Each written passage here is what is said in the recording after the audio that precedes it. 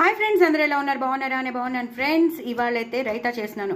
Raita carrot, tomato, ఉల్లిపాయలు, కొత్తిమీర, పుదీనా వేసేసి పచ్చిమిరపకాయలు వేసేసి నేను రైతా చేస్తాను. కొన్నేమో ఇలా తరిగి పెట్టుకుంటాను, కొన్ని కొత్తిమీర, పుదీనా అలా తరిగి పెట్టుకుంటాను ఫైన్గా. ఇదేమో ఇలా తరిగి పెట్టుకుంటాను. ఇవేమో ఇలాగా కొంచెం కచ్చాబిచ్చాగా గ్రైండ్ చేసేసి అప్పుడు మనం తయారు చేసి పెట్టుకున్న పెరుగులో వేసేయాలి. సో ఫస్ట్ అయితే గ్రైండ్ చేసుకున్నాక మీకు మళ్ళీ చూపిస్తాను.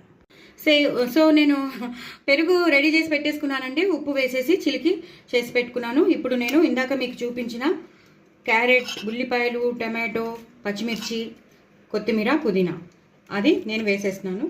సో మనం ఎంతైతే గ్రైండ్ చేసుకుంటామో అంతా వేసేస్తాను. ఇలా కలిపేసుకోవాలి.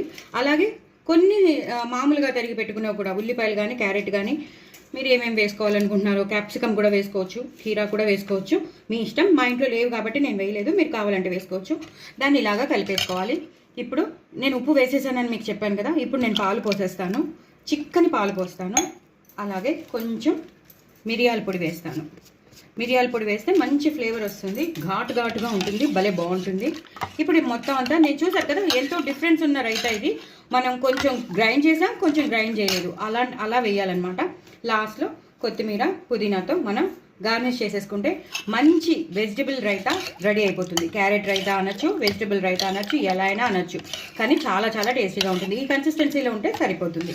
మరి ఇంకెందుకు ఆలస్యం, తప్పకుండా చేసుకుంటూ ఎంజాయ్ చేయండి. నా ఛానల్ మాత్రం సబ్స్క్రైబ్ చేసుకోవడం సెల్స్ మర్చిపోద్దు. నా శ్రీవల్లి టాకీస్లో ఎన్ని రైతాలు వచ్చాయో నాకే తెలియదు, ఎన్ని చేశానో నాకే తెలియదు. సో ఎక్కువ కొత్తిమీర, పుదీనా మాత్రం నేను పుదీనా కూడా వేశాను, గ్రైండ్ చేసేటప్పుడు కొత్తిమీర కూడా వేశాను.